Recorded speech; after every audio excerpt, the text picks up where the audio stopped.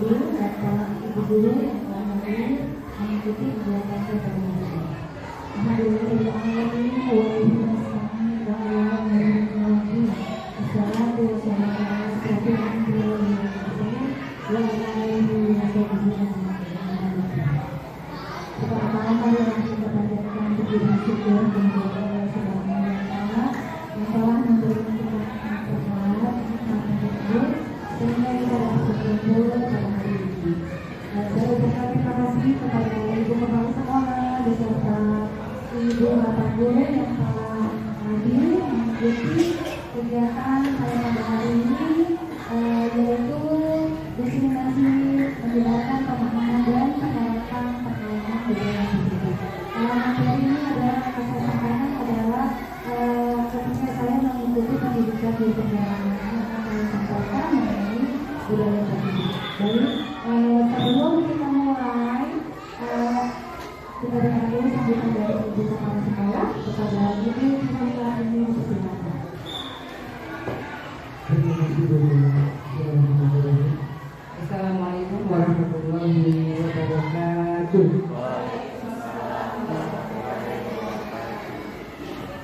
Alhamdulillahirobbilalamin, puji syukur kehadirat Allah Subhanahu wa taala.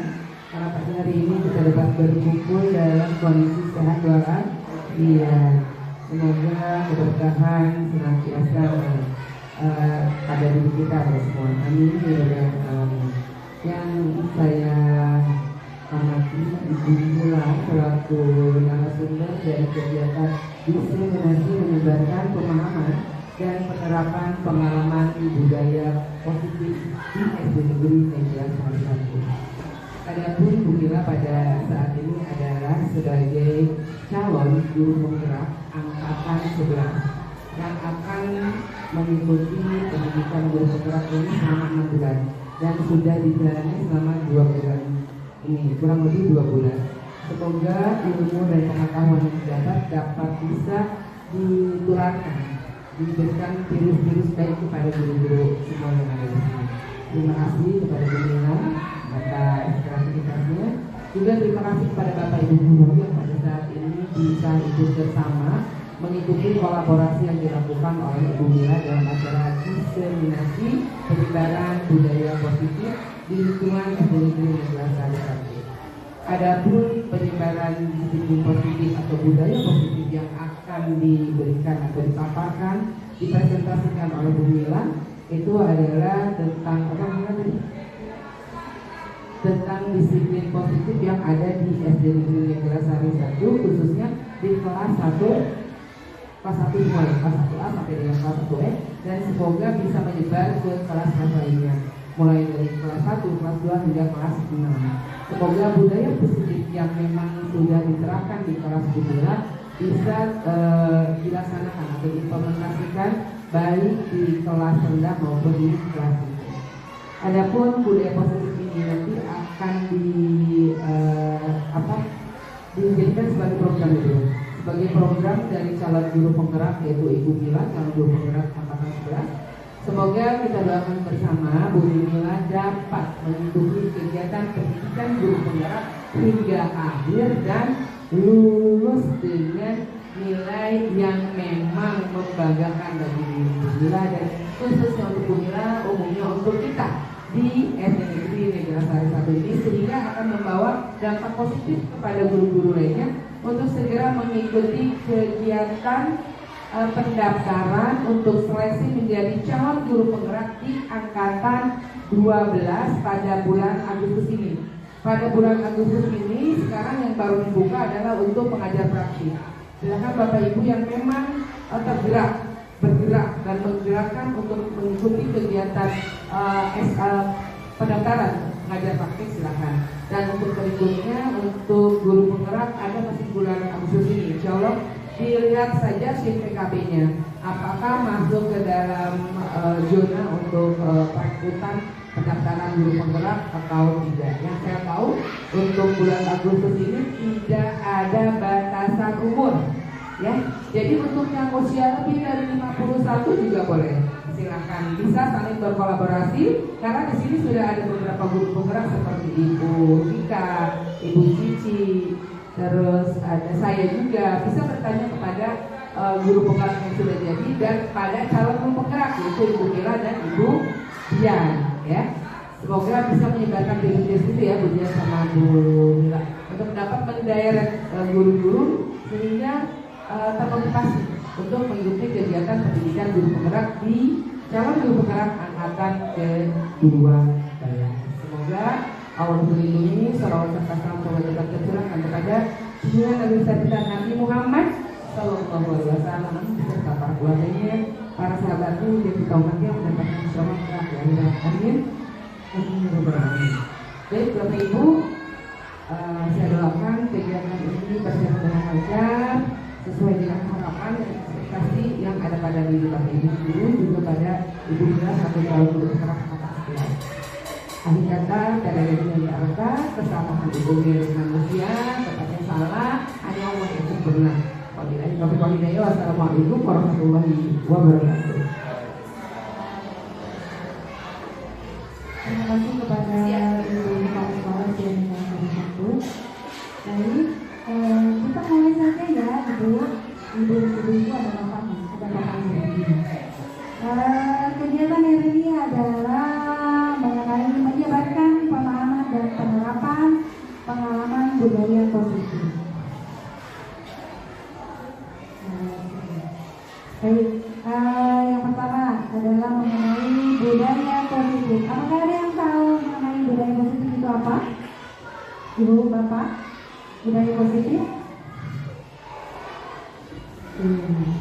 Supaya semuanya nanti paham, pasti budaya positif kan? Kita akan memahaminya melalui materi ini ya. Di dalam budaya positif itu terdapat konsep inti budaya positif. Ya, yang pertama itu ada perubahan paradigma belajar, lalu yang kedua ada disiplin positif, yang ketiga nilai-nilai kebajikan, yang keempat kebutuhan dasar manusia, yang kelima motivasi perilaku manusia, lalu ada posisi kontrol guru, ada keyakinan kelas, dan yang terakhir segitiga restitusi.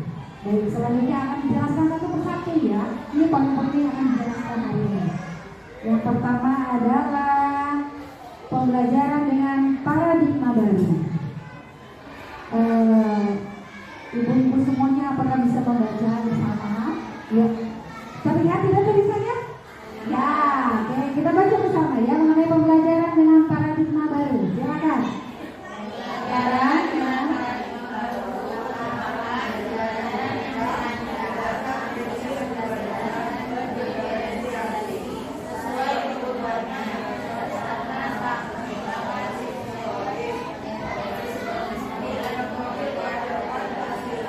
Oke, terima kasih. Jadi pembelajaran dengan paradigma baru itu adalah merupakan pembelajaran yang dirancang berdasarkan prinsip pembelajaran berdiferensiasi.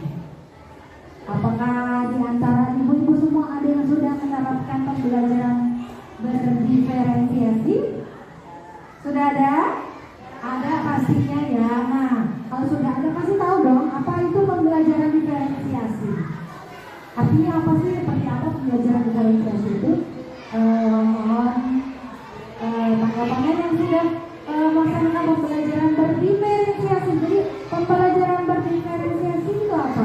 Mungkin bisa berbagi untuk teman-teman yang lain yang belum melaksanakan pembelajaran berdiferensiasi. Silakan Ibu Tika.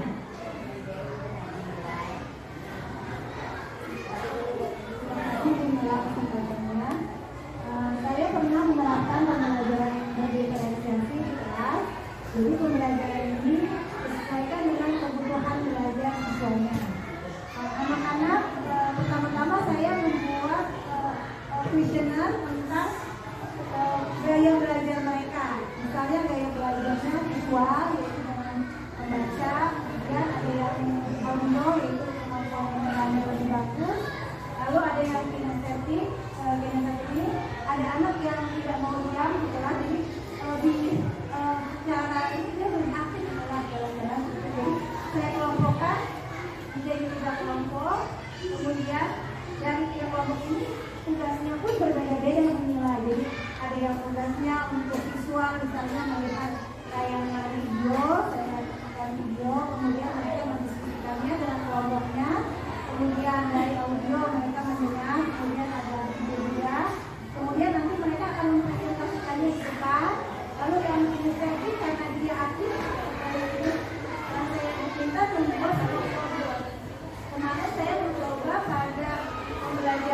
mata uang, mereka saya lihat yang membuat jaringan. Jadi jaringannya ada gorengan, ada gorengan kita, itu mereka lebih aktif untuk membuat sesuatu. Kalau dia dulu kurang bisa belajar, tapi kurang menarik menurut mereka. Itu pengalaman saya juga. Kemudian dari saya mungkin ada teman-teman yang lain bisa share. Terima kasih. Kasih tepuk tangan untuk Ibu Vika, luar biasa sekali pengalamannya. Adakah yang lain selain Ibu Vika yang sudah melaksanakan pembelajaran berdiferensiasi? Ibu Dewi, atau Bu Vina? Mungkin nanti pasti berikutnya ada pasti akan melaksanakan pembelajaran diferensiasi. Betul sekali apa yang dikatakan oleh Ibu Vika bahwa pembelajaran berdiferensiasi itu adalah pembelajaran yang disesuaikan dengan minat dan bakat anak ya, dan gaya belajarnya pun disesuaikan ya. Kalau yang anak kinestetik, bagaimana cara belajarnya, lalu audio, visual pasti kan berbeda ya. Itu mengenai pembelajaran berdiferensiasi. Selanjutnya adalah mengubah paradigma stimulus respon ke pendekatan teori kontrol. Jadi di sini ada tabelnya. Yang pertama ada stimulus respon, ada teori kontrol. Yang stimulus respon realitas atau kebutuhan kita sama, tapi kalau untuk teori kontrol itu realitas dan kebutuhan kita berbeda. Selanjutnya stimulus respon, semua orang melihat hal sama, tapi kalau untuk teori kontrolnya setiap orang memiliki gambaran yang berbeda.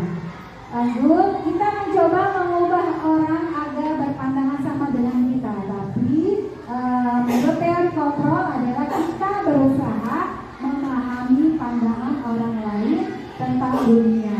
Selanjutnya, perilaku buruk dinilai sebagai suatu kesalahan, tapi untuk teori kontrolnya adalah semua perilaku memiliki tujuan. Lanjut lagi, ada orang lain bisa mengontrol saya. Teori kontrolnya adalah hanya Anda yang bisa mengontrol diri Anda. Lalu ada pemaksaan ada pada saat rujukan gagal. Nah, tapi teori kontrol itu adalah kolaborasi dan konsensus menciptakan pilihan baru. Yang terakhir, model berpikir menang kalah. Teori kontrolnya adalah model berpikir menang-menang. Ini adalah mengenai stimulus respon dan teori kontrol. Selanjutnya, kita langsung masuk ke poin disiplin positif. Nah, sekarang saya mau tanya nih, menurut Bapak Ibu, disiplin positif itu apa? Ya, ada yang mau menjawab? Menurut pandangan ibu-ibu semuanya, disiplin positif itu apa? Apakah peraturan atau perilaku apa di negara? Ada yang mau berpendapat? Ibu Sudek? Kalau menurut saya disiplin positif itu adalah apa ya? Peraturan sih, tapi hanya khususnya peraturan saja yang harus dilakukan oleh setiap murid. Kalau saya seperti itu. Terima kasih Ibu Sutria. Selanjutnya ada lagi? Ibu Nuraila. Disiplin positif menurut Ibu Nuraila apa? Terima kasih kembali memberikan. Kalau menurut saya disiplin positif itu adalah keinginan diri sendiri. Kalau dia misalnya ingin tepat waktu, dia harus datang lebih awal. Itu diri sendiri. Bagaimana dia maunya?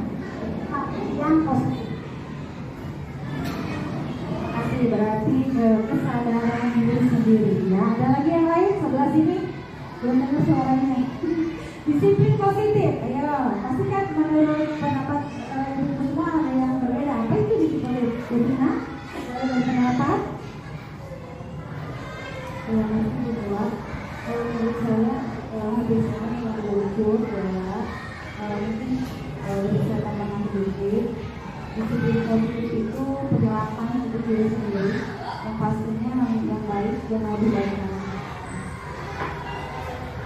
Ya, terima kasih atas jawabannya ya dari Ibu Sutria, lalu Ibu Vina dan Ibu Nuraila. Sekarang kita lihat apakah itu disiplin positif. Disiplin itu berasal dari kata disiplina yang artinya belajar. Ya, disiplin itu mengacu pada disiplin dari seperti yang tadi dikatakan oleh Ibu Nuraila dan juga Ibu Sutria.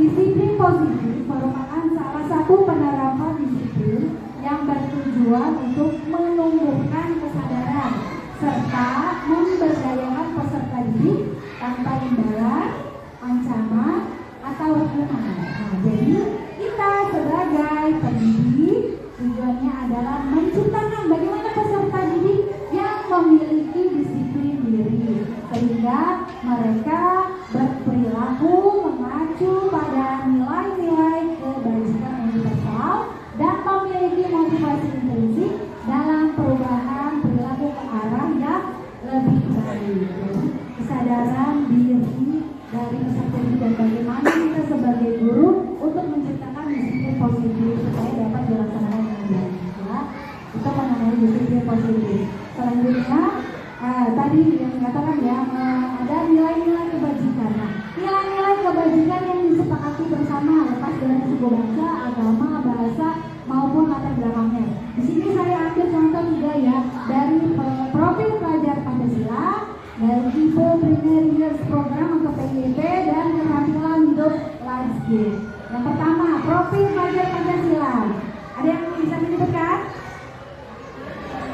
Ya, kan ada lagunya ya, pasti semua siswa sudah pada hafal ya. Boleh kita nyanyi bersama? Ya, profil pelajar Pancasila. Siap, 1, 2, 3. Pelajar Pancasila beriman dan bertakwa pada Tuhan yang Esa dan berakhlak mulia, berkebinekaan global, gotong royong mandiri, kreatif dan bernalar kritis. Oke, terima kasih. Itu ya sudah tahu nilai-nilai kebajikan profil pelajar Pancasila, yaitu tadi ada beriman dan bertakwa kepada Tuhan yang Maha Esa, berakhlak mulia, berkebinekaan global, gotong royong, mandiri, kreatif dan bernalar kritis. Selanjutnya, nilai kebajikan dari Indo Premier Years Program itu ada toleransi, ada rasa hormat, ada integritas, lalu mandiri, menghargai, antusias, empati, keingin-tahuan, kreativitas, kerjasama, percaya diri dan komitmen. Dan yang terakhir adalah nilai kebajikan keterampilan hidup life skill, yaitu dapat dipercaya, lurus hati, pendengar yang aktif, tidak merendahkan orang lain, dan memberikan yang terbaik dari diri. Nah, dari semua nilai-nilai kebajikan ini, apakah sudah dapat Ibu terapkan di sekolah atau di kelasnya masing-masing? Sudah, pastinya ya. Semoga terus konsisten ya, jangan hari ini atau besok saja, tapi harus berkelanjutan. Itu mengenai nilai-nilai kebajikan. Selanjutnya adalah poin selanjutnya mengenai kebutuhan dasar manusia. Nah, sebelum kita ke kebutuhan dasar manusia, saya tanya dulu nih, Bapak Ibu, kita sebagai manusia itu kita membutuhkan apa sih? Apa yang kita butuhkan? Coba kira-kira. Kasih sayang, perhatian dulu. Terus kayaknya tentang bertahan hidup ya, tentang bertahan hidup kayak sandang, pangan, papan seperti itu. Iya, yang lain sakit. Saya mau butuh uang yang banyak buat healing misalnya. Apakah itu? Coba yang lain. Yang kita butuhkan itu apa? Saya kasih sayang, perhatian, apa? Ibu, apa Bu Tika? Betul, Ibu Ati, butuh apa Bu Ati? Dalam diri Bu Ati.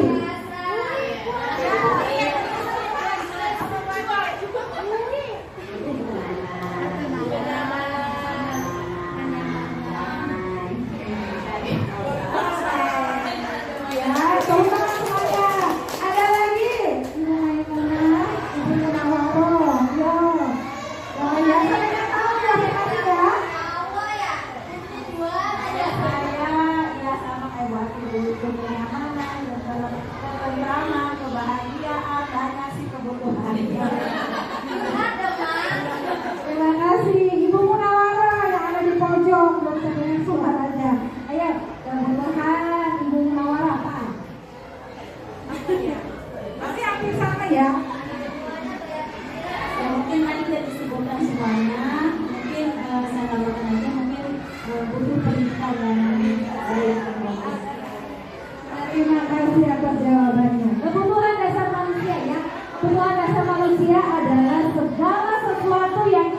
lakukan untuk mendapatkan apa yang kita inginkan, apa yang kita mau, ya. Seluruh tindakan yang kita lakukan memiliki tujuan tertentu dan semua itu semua usaha terbaik yang kita lakukan adalah dalam rangka agar kebutuhan dasar kita terpenuhi dengan baik. Selanjutnya, nah ini dia. Kebutuhan dasar manusia itu terdiri dari 5 ya. Yang pertama ada bertahan hidup, lalu ada kasih sayang dan rasa diterima, ada penguasaan, ada kebebasan dan kesenangan. Nah tadi semua sudah dijawab ya oleh ibu semuanya. Yang pertama bertahan hidup itu terdiri dari apa? Makanan, pakaian, lalu tempat tinggal, ya keamanan, kesehatan itu termasuk ke dalam bertahan hidup. Nah, yang termasuk ke dalam kasih sayang dan rasa diterima itu adalah apa? Rasa diterima, dipedulikan, lalu berbagi, kerjasama, menjadi bagian dari kelompok. Lalu untuk penguasaan itu adalah harga diri, keinginan untuk dianggap, lalu memimpin, berprestasi, diakui, didengar. Nah, untuk berprestasi, apakah semua peserta didik kita bisa dikatakan berprestasi? Ya menurut ibu gimana? Apakah semua peserta didik dikatakan berprestasi? Ya atau tidak? Iya, ya. Jangan katakan bahwa peserta didik itu adalah guru lah apa, jangan ya. Katakan bahwa peserta didik kita adalah berprestasi. Mereka punya bakat di bidangnya masing-masing, prestasinya di bidang masing-masing.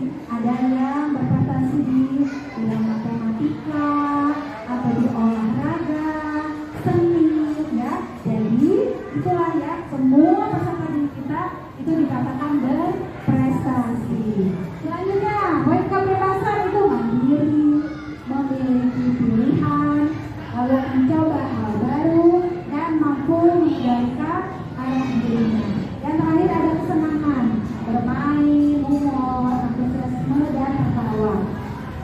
Kesenangan, kita semua butuh milik ya, ibu ya. Yuk jangan terus misalnya kerja terus ya. Ada sesekali waktu untuk menghibur diri sendiri ya. Tuh mengenai 5 kebutuhan dasar manusia. Selanjutnya, motivasi perilaku manusia untuk menghindari ketidaknyamanan atau hukuman. Itu dari motivasi ekstrinsik ya, ada 2. Selanjutnya untuk mendapatkan imbalan atau penghargaan dari orang lain. Motivasi intrinsiknya untuk menjadi orang yang mereka inginkan dan menghargai diri sendiri dengan nilai-nilai yang mereka percaya. Motivasi perilaku manusia. Selanjutnya, nah itu berhubungan dengan motivasi perilaku manusia yang tadi ya. Ada hukuman, konsekuensi, ada restitusi. Kita jalan satu persatu ya. Hukuman, nah hukuman itu tidak terencana, ya tidak terencana. Lalu murid tidak tahu apa yang terjadi atau tidak dilibatkan. Lalu hukuman itu bersifat satu arah dan berupa hukuman fisik. Contohnya apa? Hukuman misal anak itu namanya misalnya Budi ya. Budi datang sekolah terlambat. Lalu gurunya menghampiri. Nah, karena Budi datang terlambat, nah guru tersebut langsung memberi hukuman dengan cara, ayo tuliskan kata-kata apa? 1 lembar buku. Nah, itu namanya hukuman. Ya, hukuman itu satu arah. Murid tidak tahu apa yang terjadi atau dilibatkan. Bisa berupa hukuman fisik, misalnya maju ke depan berdiri 1 jam, angkat kaki. Nah, itu namanya hukuman. Ya. Beda lagi dengan konsekuensi. Apa itu konsekuensi? Kalau konsekuensi itu terencana atau disepakati sesuai peraturan. Murid tetap tidak nyaman dan sikap gurunya selalu memonitor murid. Contohnya apa kalau konsekuensi? Misalnya ada satu anak yang coret-coret meja, nah ya ketahuan. Nah kalau hukumannya seperti tadi ya, ada fisik yang masuk ke depan, begitu ya. Kalau konsekuensi itu adalah diberikan misalnya, coba sekarang kamu bersihkan, hapus sampai bersih coretan kamu, ya. Jadi tidak ada hukuman yang seperti tadi, misalnya tulis bacaan apa sampai 1 lembar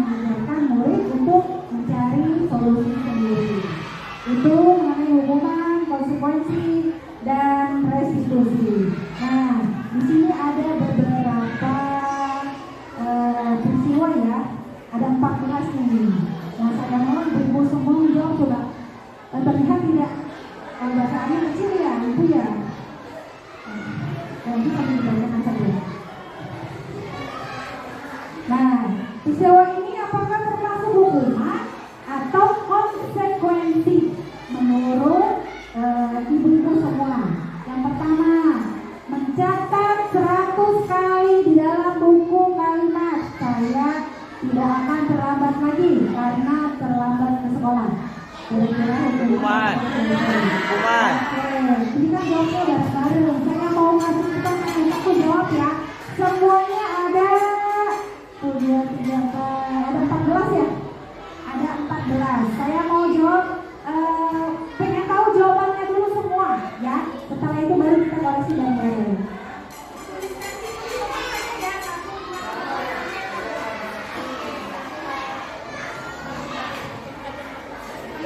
Jawabannya hanya hukuman atau konsekuensi.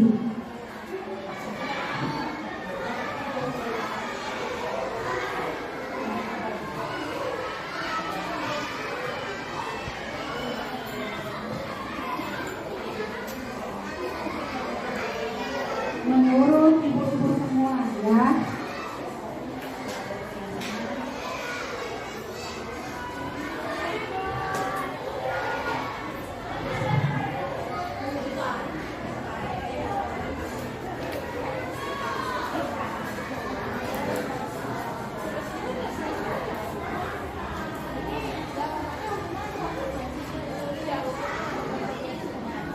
Lihat dulu jawabannya, apakah itu hukuman atau konsekuensi? Nomor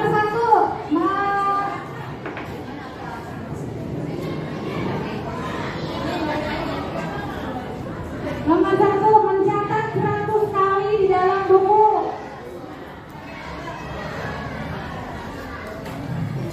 Nomor 2, lari mengelilingi lapangan basket 2 kali karena terlambat hadir di sekolah. Nomor 3, membersihkan coretan yang dibuatnya di meja tulis. Lalu nomor 4, murid diminta untuk push up 15 kali karena tidak menggunakan masker ke sekolah. Lalu ada nomor 5, menggantikan kertas tugas teman yang telah dicoret-coret. Nomor 6, berjemur di lapangan basket pukul 12 siang karena mengobrol dengan teman. Nomor 7, murid diminta bertelanjang kaki sepanjang hari karena tidak menggunakan sepatu warna hitam sesuai peraturan sekolah. Nomor 8, berdiri di depan kelas sambil mengangkat kaki satu karena tidak bisa menjawab pertanyaan. Nomor 9,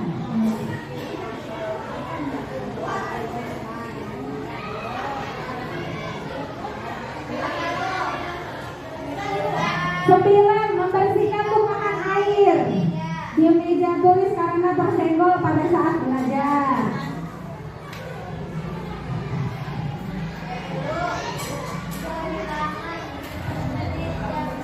Kehilangan 10 menit jam istirahat untuk mengerjakan tugas karena terlambat datang dan tertunda pelajaran selama 10 menit.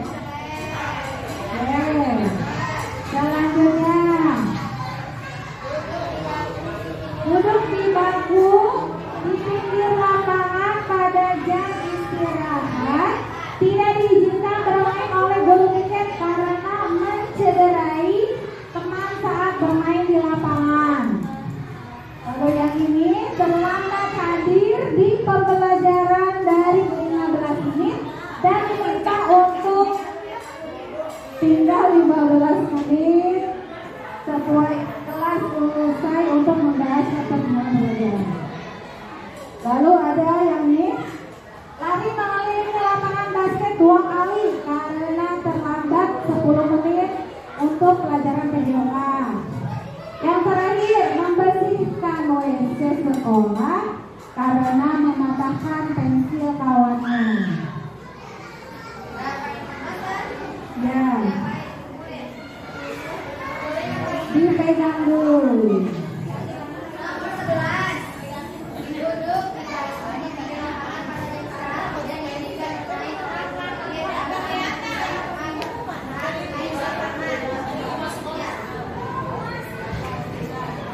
Terima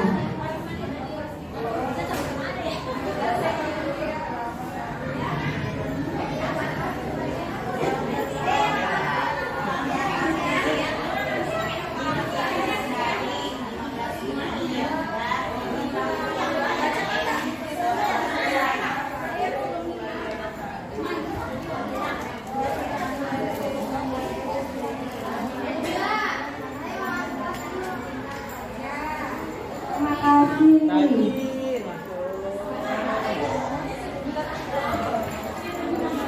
Sudah ya.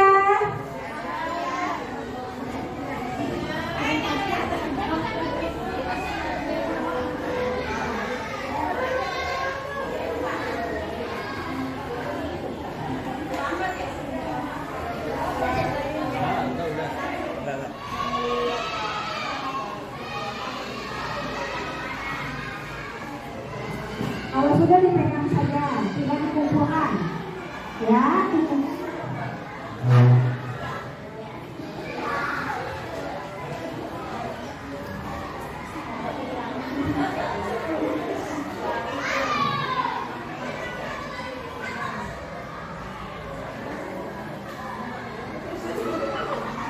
Sudah ya? Sudah. Coba sekarang kita koreksi totalnya berapa dari 14 itu ya. Berapa nanti tenang, nggak ada hukuman ya. Lanjut. Oke, coba dikoreksi. Itu berapa?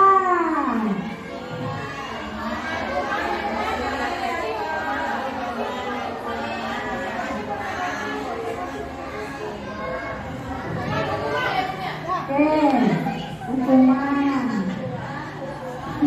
Iya, benar-benar hukuman. Lari kali lapangan basket 2 kali, hukuman. Lalu membersihkan coretan, konsekuensi. 100. Berarti sudah paham ya, sudah bisa membedakan antara hukuman atau konsekuensi. Yang lain? Salah ya, salah 2. Apa ya? Oke, nanti setelah ini depannya bisa lebih paham lagi ya, bisa membedakan oh ini tuh hukuman, ini konsekuensi gitu ya. Oke, ditunggu yang lain. Ibu Kurnia betul berapa? Jawabannya hebat. Berarti sudah paham ya. Ibu Maimunah, Ibu Maskur salah 2. Bagus, nggak apa-apa ya. Oke, jadi itu tadi ya, hukuman, ada konsekuensi. Kalau hukuman tadi apa tadi hukuman ya? Ya, betul. Kalau konsekuensi itu tindakan yang anak tersebut perbuat ya, supaya tidak mengulanginya lagi. Ya.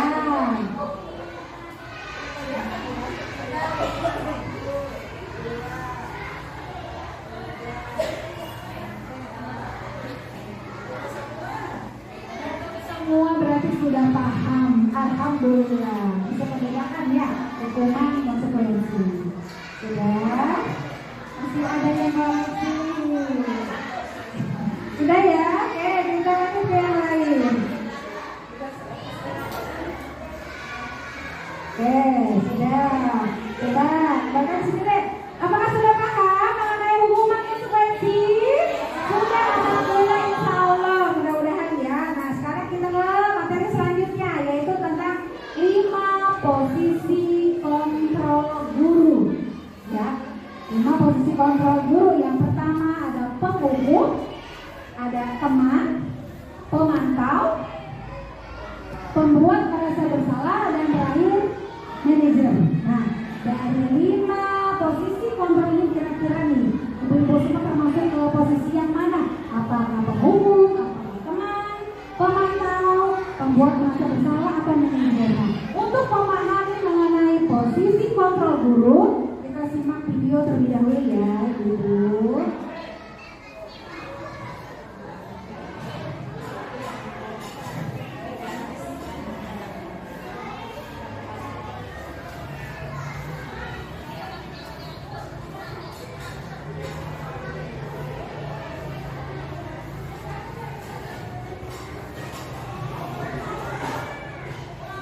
Salam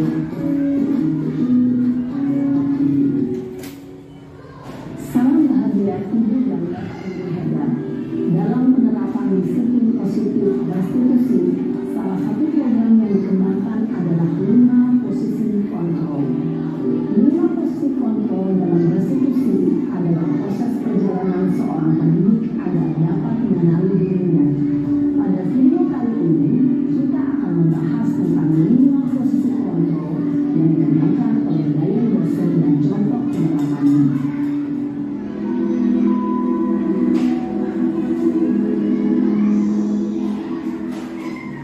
Lima posisi kontrol itu adalah 1. Posisi penghukum.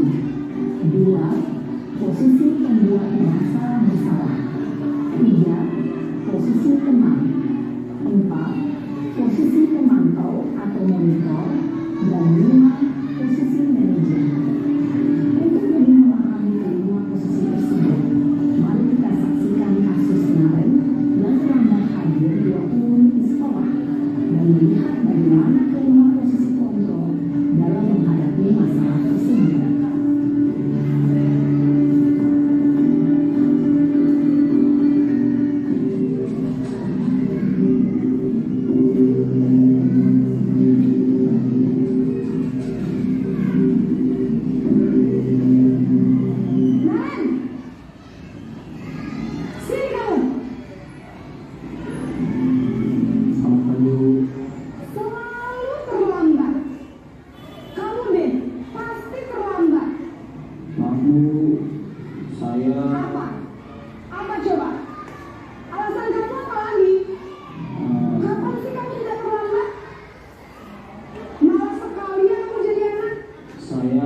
Dasar pemalas, gak kapok-kapok sih kamu.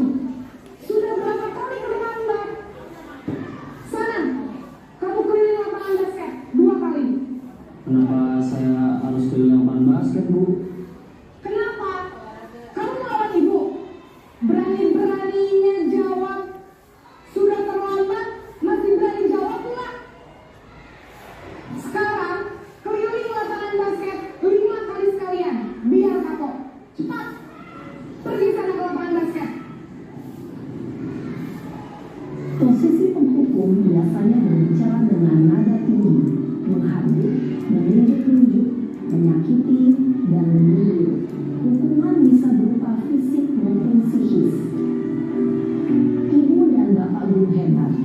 Dampak yang terjadi pada murid ketika guru berada pada posisi penghukum adalah murid cenderung akan memberontak, bahkan menyimpan dendam.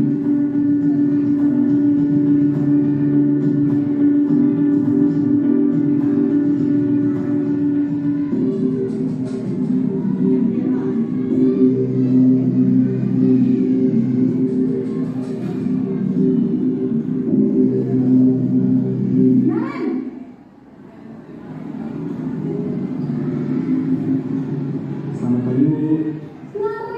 Naren, kamu kenapa terlambat lagi, nak? Ya Tuhan, Naren, kamu senang ya bikin ibu susah ya? Kalau kamu terlambat lagi, nanti ibu yang ditegur bapak kepala sekolah, nak. Disangka ibu tidak bisa membina kamu. Duh, gimana ini? Maaf, Bu. Duh, Gusti Naren, kamu suka ya kalau ibu ditegur bapak kepala sekolah? Terus, sekarang ibu harus tulis apa yang di buku absen? Ini kamu sudah sering terlambat loh. Ibu harus apa coba? Maaf, Bu. Maaf sekali. Ya sudah, lain kali jangan bikin ibu susah lagi ya, nak ya. Ibu tidak akan kuat lagi kalau kamu begini terus. Bisa jantungan kalau ibu ditegur bapak kepala sekolah. Sana cepat ke kelas. Maaf ya, Bu. Maaf sekali. Posisi pembuat rasa bersalah berbicara dengan nada tenang, cenderung lembut. Namun kata-kata yang diutarakan membuat murid merasa menjadi orang yang gagal, memandang buruk dirinya sendiri, merasa tidak berharga, dan tidak sanggup membahagiakan orang lain. Ketika guru memanggil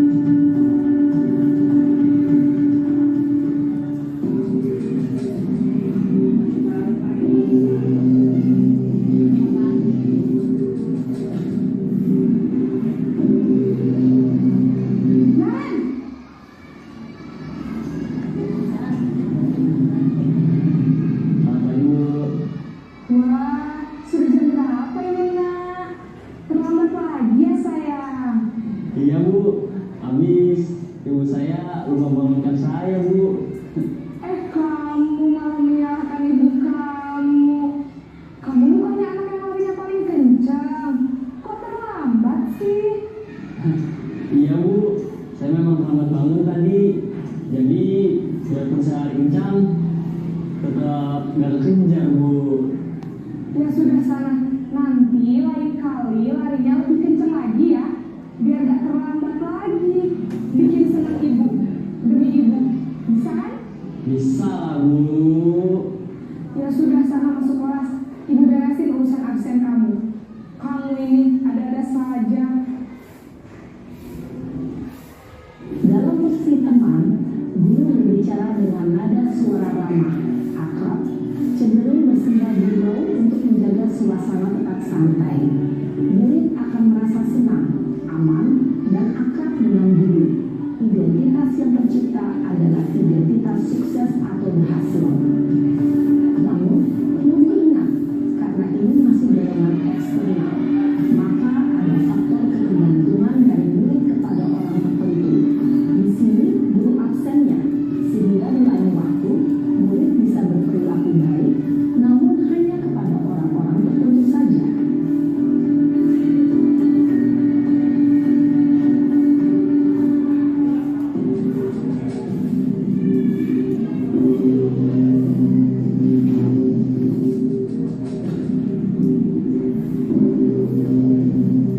Naren!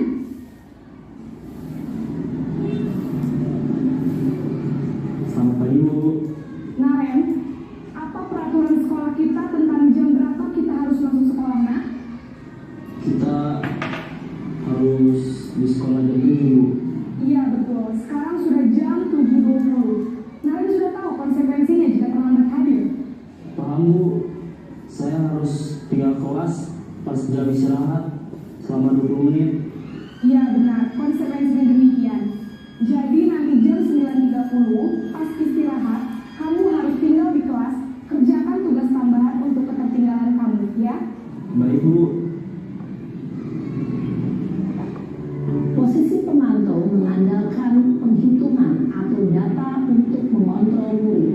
Guru mengarahkan murid berdasarkan peraturan dan konsekuensi. Seorang pemantau menunjukkan bahasa tubuh dan ekspresi wajah yang datar dan cenderung formal.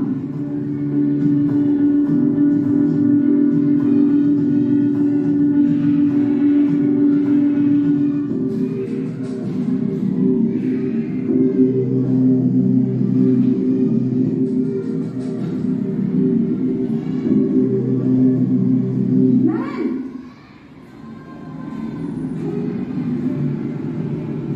Selamat pagi Bu. Selamat pagi Naren. Maaf Bu, saya terlambat. Iya, sekolah masuknya jam 7, sekarang sudah jam 7.20. Jadi sekarang bagaimana ini Naren? Maaf Bu, saya lupa setel alarm saya semalam. Baiklah, menurut kamu, keyakinan sekolah yang mana yang perlu kamu tingkatkan? Menghargai diri sendiri dan orang lain mungkin ya Bu. Setuju. Jadi, apakah Naren meyakini prinsip saling menghormati tersebut? Iya Bu, saya meyakininya. Apakah Naren bersedia memperbaiki masalah keterlambatan ini? Bersedia Bu. Bagaimana kamu akan perbaiki masalah keterlambatan ini? Saya akan coba untuk tidak lupa menyetel alarm saya Bu. Baik, kalau Naren mau menyetel alarm di rumah, ada orang yang kira-kira bisa bantu mengingatkan tidak? Ada Bu, kakak saya, Kak Emma. Ada lagi selain Kak Emma? Selain Kak Emma, ada ibu saya. Baik, jadi yang mengingatkan Naren adalah Kak Emma dan ibu kamu ya? Kira-kira akan mulai setel alarm kapan nih Naren? Setelah pulang sekolah, akan segera saya lakukan. Baik, jadi Naren akan setel alarm untuk bangun besok pagi dan akan diingatkan oleh kakak dan ibunda Naren ya. Ada lagi yang mungkin perlu dilakukan Naren agar tidak terlambat bangun lagi. Tidak ada Bu. Baik Naren, terima kasih untuk kerjasama kamu. Sekarang kamu perlu kembali ke kelas untuk belajar. Baik Bu, terima kasih. Posisi manajer adalah posisi kontrol yang disarankan untuk memilih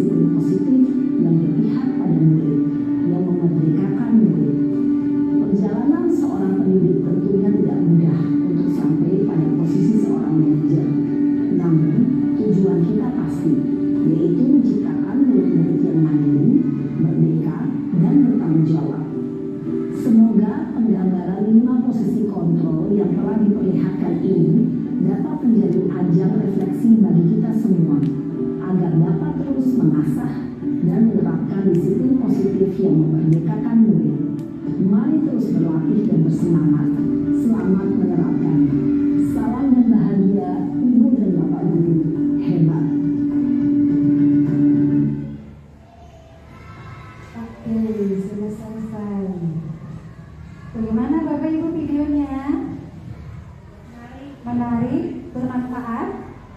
Bermanfaat. Nah, saya mau coba adakah yang ingin memberikan tanggapan tentang video yang tadi? Ada 5 posisi kontrol. Tadi ada sebagai teman, lalu pembuat merasa bersalah, pemantau, manajer. Ada yang mau berpendapat? Memberi tanggapan saja bagaimana? Oh ternyata posisi teman itu begitu ya, pembuat merasa bersalah itu begitu. Nah, kira-kira apakah dari 5 posisi kontrol itu pernah Bapak Ibu lakukan di kelas? Oh iya, saya pernah melakukan hukum hukum. Nah, kita sedikit ceritanya. Adakah Ibu Rufika, Ibu Maimunah, Ibu Ida?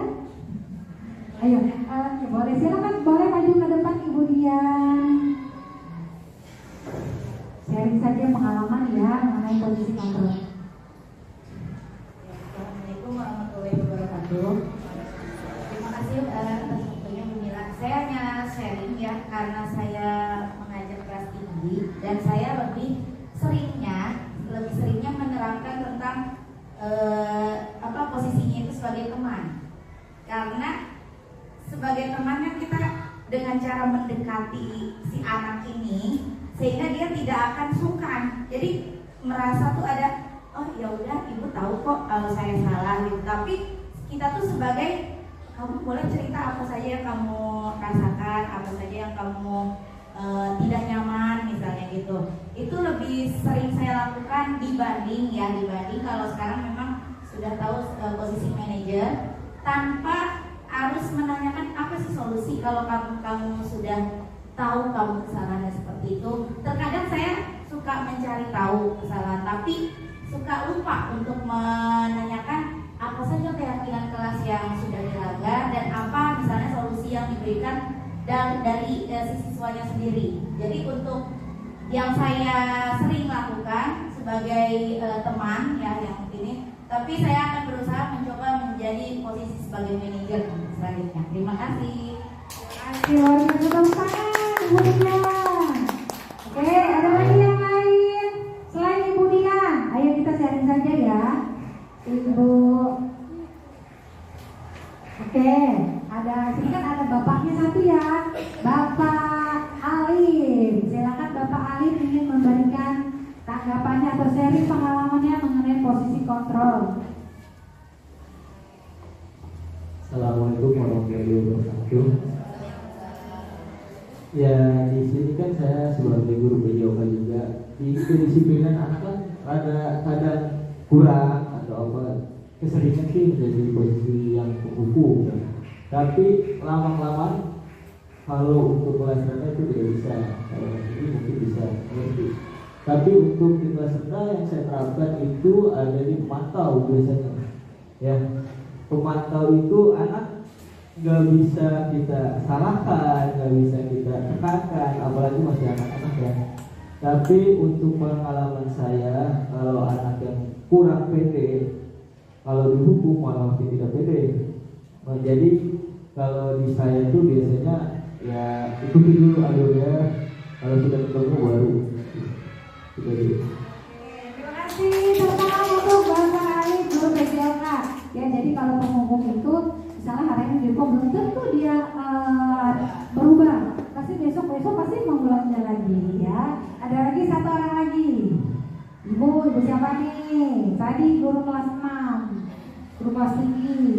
Pengalaman guru kelas rendah adakah? Ibu Ida, Ibu Munawarah nih sebagai guru kelas 1. Kira-kira posisi kontrol yang sudah dilakukan Ibu Ida itu yang mana? Apakah penghukum, teman, pemantau, pembuat merasa bersalah atau manajer?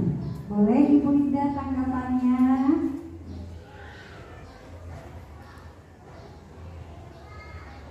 Assalamualaikum warahmatullahi wabarakatuh. Karena saya mengajar di kelas 1 dan alhamdulillah di kelas 1 itu memang ada yang benar-benar super. Awalnya saya mencoba menghukum, ya. Dikira itu anak sadar setelah saya hukum. Wah, nggak taunya makin. Karena penghukumnya dia sedikit cerita ya, Bu. Dia kenapa saya hukum? Karena dia meludahi temannya. Selalu meludahi temannya, jadi semua temannya itu diludahin gitu. Nah, ini saya temannya itu pada geli Bu atau jijik ya, mesti kan ya. Nah, ya pernah saya hukum, udah kamu jangan seperti itu. Saya hukum, gimana anak-anak? Bu suruh nyanyi ke depan. Nah, nyanyi, emang anaknya berani nyanyi, joget, dia bilang. Nah, ternyata anak nggak sadar di situ. Akhirnya udah, nah, kayaknya anak nggak bisa seperti itu. Nah, besoknya selalu membuat ulas setiap hari. Nah, besoknya dia kalau kayak gini saya kayaknya nggak bisa nih. Akhirnya saya jadikan teman. So dia bilang gitu, saya peluk. Terus saya ngasih wejangan lah biasa kayak gitu ya. Saya peluk, saya nyanyiin, saya ditonjok. Dipeluk ditonjok, ya ditendang segala macam. Akhirnya saya diemin tuh. Ya udah, nggak apa-apa kamu meluk ibu, menonjok itu penting jangan nonjok temennya. Nah akhirnya lama kelamaan, memang tuh anak alhamdulillah agak berubah sedikit. Kalau misalkan dia marah langsung saya peluk. Udah, dia marah, saya peluk. Walaupun dia habis ludahin, udah biarin lah. Baik ibu yang ludahin deh. Saya peluk terus. Sekarang alhamdulillah, kalau saya misalkan dia marah, saya dapetin nggak jadi. Kita dipeluk lagi. Berarti dia udah ada perubahan. Mungkin saya di situ ya. Jadi posisi teman aja untuk dia. Karena mungkin kalau kelas 1 kalau dihukum ya pasti gua lebih parah. Ya jadi saya udah jadikan teman dulu. Sementara seperti itu ya Bu Mila. Ya assalamualaikum warahmatullahi wabarakatuh. Bagus sekali pengalamannya ya. Nah, baik dari semuanya 5 konten tersebut, nah, yang paling baik, yang paling ideal itu apa? Ya, manajer. Jadi sebisa mungkin kita harus berada di posisi sebagai manajer. Kenapa? Kenapa harus posisi manajer? Ada yang tahu? Kenapa? Ya, betul. Karena ya, betul sekali Bu Dian. Posisi manajer itu adalah memang posisi yang paling baik ya sebagai guru. Kita tuh yang memanage anak tersebut ya. Jadi supaya bagaimana mereka peserta didik kita menyadari tentang kesalahan yang mereka buat. Bagaimana supaya tidak mengulangi lagi di lain waktu ya. Itu mengenai posisi kontrol 5 guru. Tadi video sudah. Nah, ini sedikit contoh ya. Ada contoh penerapan 5 posisi kontrol guru. Kasusnya adalah siswa tidak memakai atribut lengkap saat upacara bendera. Nah, yang sebagai penghukum itu ini, hormat pada bendera selama 1 jam, itu penghukum ya. Nah, kalau untuk membuat merasa bersalah, berapa kali ibu bapak harus memberitahu kamu selalu saja mengecewakan ibu atau bapak. Itu salah satu contohnya ya. Terus kalau sebagai teman, gimana sebagai teman? Ibu juga minta tolong ibu bacakan. Ayo dong ikuti aturan sekolah. Tolong bantu ibu bapak ya sekali ini. Ya sudah, tidak apa-apa, lain kali jangan sampai berbuat seperti ini lagi ya. Nah, itu posisi teman. Nah, kalau pemantau, kamu sudah melanggar peraturan sekolah, kamu tahu konsekuensinya. Setelah upacara kamu beri atributnya ya, dan jangan ulangi lagi.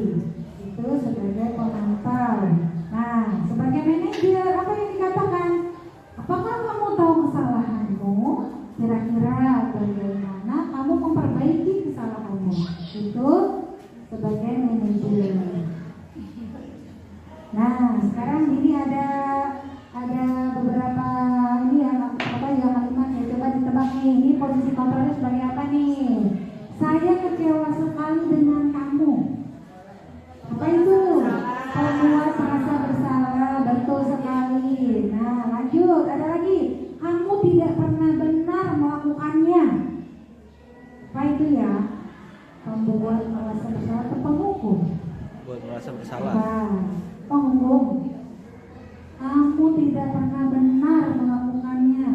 Bisa membuat merasa bersalah atau Bisa. penghukum? Ya. membuat merasa bersalah itu umum ya. Nah lanjut, apa rencanamu untuk menyelesaikan Manajer. Manajer. Lalu ayolah lakukan beberapa ibu ya. Terlihat sekali dari kata-kata awalnya ya, ayolah gitu ya supaya tenang. Selanjutnya, kamu tidak pernah mendapat nilai jika tidak mengerjakan tugas. Rasa besar. Pemantau, betul sekali. Pemantau. Nah, itu sudah ya mengenai posisi kamu. Sekarang kita lanjut ke materi selanjutnya, yaitu mengenai keyakinan kelas. Mengapa keyakinan kelas? Mengapa bukan peraturan kelas? Adakah yang bisa menjawab? Yang ibu-ibu tahu bahasanya kesepakatan kelas ya. Ya, tapi ini kok keyakinan kelas. Nah, kenapa tidak peraturan kelas? Adakah yang bisa menjawab? Apa? Ya, jadi keyakinan kalau yang Bapak Ibu terapkan itu kesepakatan kelas ya. Kenapa kata-kata jadi keyakinan kelas? Nah, keyakinan kelas itu berasal dari kesepakatan. Ya, dari kesepakatan yang disepakati antara guru dan siswa. Nah, dibuatlah keyakinan kelas. Sama kan ditulisnya keyakinan kelas. Kenapa tidak peraturan kelas? Beda ya. Keyakinan kelas itu dibuatnya bersama-sama antara guru dan siswa. Nah, kalau peraturan itu oleh guru, kepala sekolah, sudah ada aturannya ya. Nah, itu mengenai keyakinan kelas. Selanjutnya, nah, pembentukan keyakinan kelas bersifat abstrak, lalu berupa pernyataan universal, dibuat dalam pernyataan positif, sesuai dengan kondisi kelas dan sekolah sehingga mudah diterapkan. Lalu semua warga sekolah dilibatkan saat membuat keyakinan kelas. Apakah di kelas ibu semua sudah ada keyakinan kelas? Sudah. Sudah. Mungkin nanti saya akan melihat ya di kelas masing-masing, akan saya lihat di kelasnya Ibu Sudra sudah ada. Ingin tahu apa saja sih keyakinan kelasnya yang dibuatnya? Nah, apakah sudah mencakup nilai-nilai kebajikan? Yang tadi ada apa tadi ya, nilai kebajikan ini enggak? Ada toleransi. Apakah ada toleransinya? Atau ada disiplinnya? Misalnya contohnya datang tepat waktu. Ada tidak? Bu Sudria? Ada, pasti ada. Ya.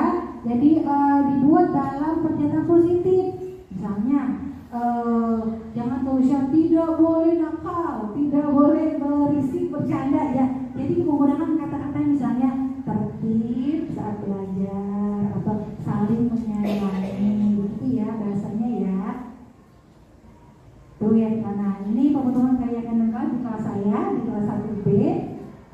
Prosesnya adalah awalnya saya bercerita terlebih dahulu. Saya beri penjelasan, kita akan membuat keyakinan kelas. Lalu anak bertanya, Ibu apa sih keyakinan kelas? Namanya anak kelas 1 kan ya bingung. Nah, saya jelaskan, kita akan membuat nih aturan yang ada di dalam kelas kita nanti. Kita sepakati yuk, mau apa nih aturannya misalnya. Ada yang jawab, Bu gak boleh bercanda. Nah, kalau keluar izin dulu Bu, gitu. Banyak sekali masukan dari siswa tersebut ya. Nah, ini prosesnya. Lalu di situ belajar menulis ya, saya kasih kertas warna itu tadi, kertas warna lalu dituliskan, nah ditempel.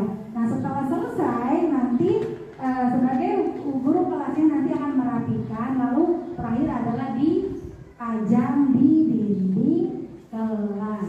Ya pasti semua sudah dipajang ya.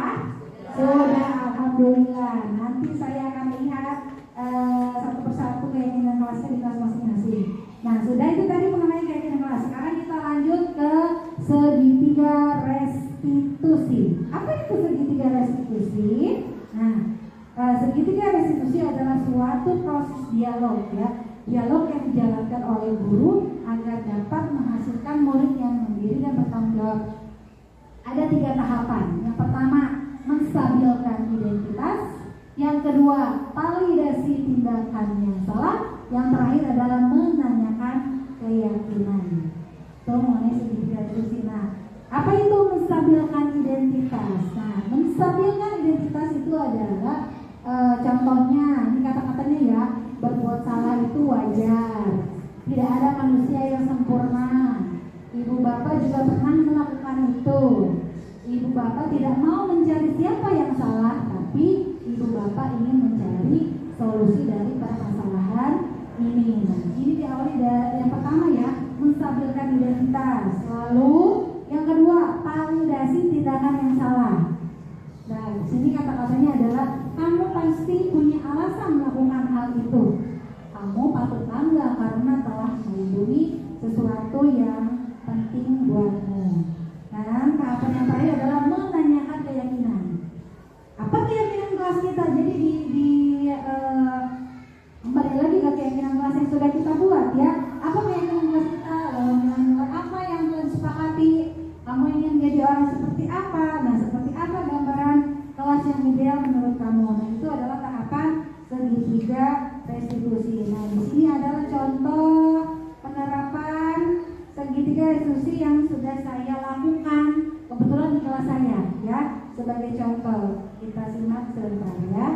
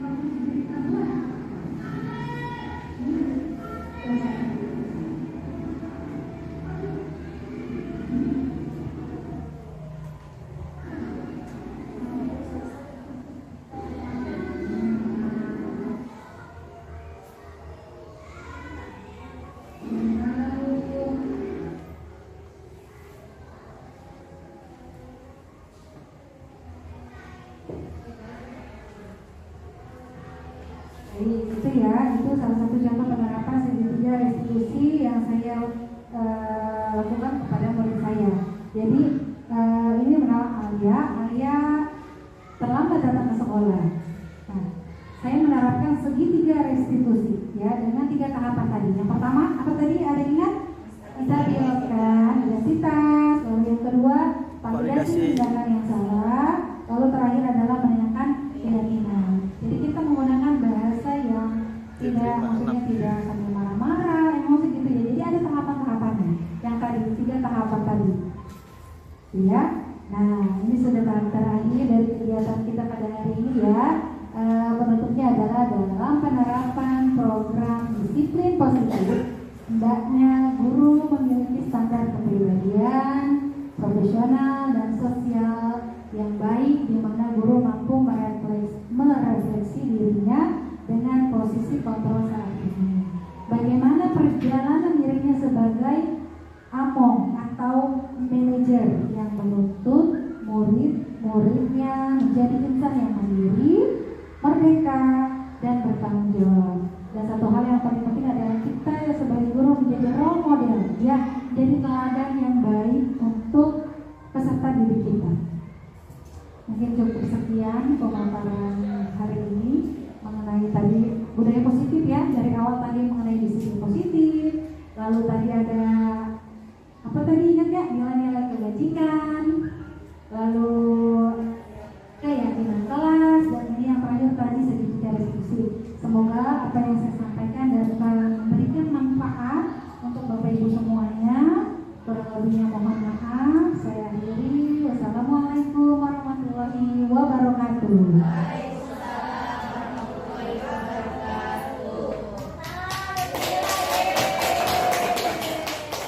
Terima kasih semuanya.